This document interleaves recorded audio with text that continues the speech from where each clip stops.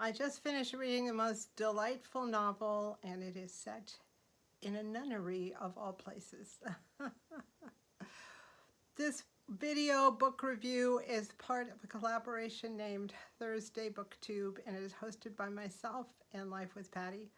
We'd love to have you join us. Just add the hashtag Thursday Booktube and tag Life with Patty and myself, my mountain home and kitchen, and we'll make sure you make it onto the playlist. We'd love to hear what you have to say about any book that's made you happy. A crochet book, a cookbook, a novel. It's all fair game. The book that I'm talking about today is named Mystic Tea, and it's by Ria Nolan Martin. Mystic Tea opens up in 1940 at a monastery in upstate New York near the Hudson River. The monastery is busy and vibrant. There are 50 novices, young women waiting to become nuns, and the place is lively and full of energy and full of hope and full of future. There is one of the youngest nuns is named Augusta, and at the time of the opening of the book, she's preparing some tea and rushing to the bedside of the oldest person in the monastery, who is Sister Grace. And Sister Grace is dying. And Augusta has a talent with putting these teas together, and she is distraught because Grace, Sister Grace, is like a mother to her, a grandmother to her, her best friend, and she's so terribly upset that Grace is passing. Now we shoot ahead about 70 years. And although the monastery is still there, a lot has changed. Now Augusta is the oldest nun on the property. The young girl in 1940 is now in her 80s. She is the Mother Superior. She's living on a small trailer in the property, and she's beloved and venerated by the few nuns who are still left on the property. At this point, there is a prioress, Sister Mike, and 4 or 5 older nuns who have stayed there all these years. And that's about it. The monastery is not what it used to be. It is not that busy, vibrant place it was 70 years before. Priests don't come up there very often to do rituals and rites, so Sister Mike runs the services and does many of those rituals, and their community has just shrunk to a very small size. Well, things are about to get shaken up. 2 young women arrive separately at the monastery. One of them is a woman named Gemma, who's just turned 30. And as that part of the book opens, she is apparently suffering from schizophrenia, with voices in her head and 2 different people battling for, I guess, possession of whatever's going on inside of her. And she remembers that Sister Mike, who is now the prioress of this monastery, was her teacher when she was 8 or 9 years old. She's having a crisis and walks out of her job and heads to find Sister Mike. Gemma came from a very troubled life, and Sister Mike told her that she would always be there for her, and at any point she needed help or assistance, whatever, Sister Mike would be there for her.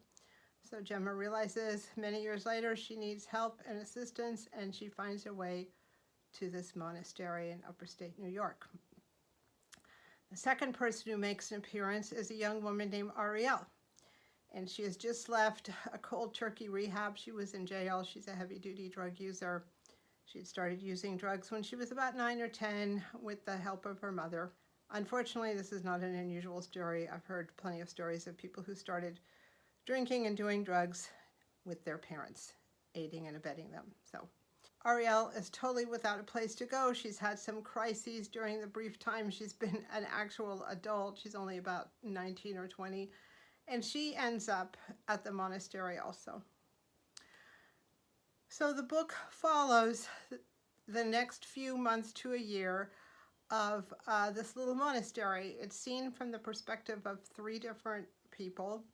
There is Gemma, Ariel, and Sister Mike. The book sort of moves chapters between the 3 of them and what's happening in their lives. And a lot happens. Needless to say, these 2 young women shake the monastery up quite a bit, and there's a lot of adjusting on both sides. In addition to this situation, the Vatican And I guess the diocese or whatever, however the chain of command is in Catholicism, is sending some representatives down to see what exactly is going on at that monastery. And so there's this tension around that visit and what it's going to mean for the future of the property. There's a small farm there, what it's going to mean for the future of the older nuns there who have lived there for so many years. Through this, we also see a relationship develop between young Ariel, the recovering drug addict, and Augusta, who is now the Mother Superior, much along the same lines as Augusta had when she was a young girl to the Mother Superior, Grace. And this is a relationship which nurtures both of them. And Augusta starts to dictate to Ariel all of her tea recipes, her herbal tea recipes, hence the title Mystic Tea. Each tea that she creates and tells Ariel about, and Ariel writes down, always has a purpose, some sort of purpose to create some sort of outcome. So the book carries on like this. It's a very sweet book. There's obviously some tension, some problems. Some of the characters create issues that create a little bit of suspense, but it's one of those books where everything ties up neatly in a little bow. And I realize that life does not usually tie up in a neat little bow, but right now in my life, I need to have stories that tie up in neat little bows. I really kind of appreciate the neat little bow element of many of the books I'm reading right now. I will not be taking questions on why that is. However, it is a lovely little book and everyone is okay in the end and everything works out and the ending is satisfactory for everyone involved. Now, I always talk about books that you can read on an airplane or in a waiting room or just casually, and this is definitely one of them. I also talk about the break your brain type of books. This is not one of them. You don't need to keep track of a lot. You don't need to think a lot. It's just a very pleasant, light read, which is very enjoyable. I sit out with my tablet on the porch, the cat and I, and you know, it's one of the things. I'd make myself a cup of tea and read a couple chapters every evening in this warm weather. So I do recommend it. It's a very sweet book, a very, very happy book, a very positive book with a nice ending. Anyway, again, we would love to see you and have you be part of our video book review collaboration at #ThursdayBookTube, and looking forward to hearing from you. Thank you so much for watching.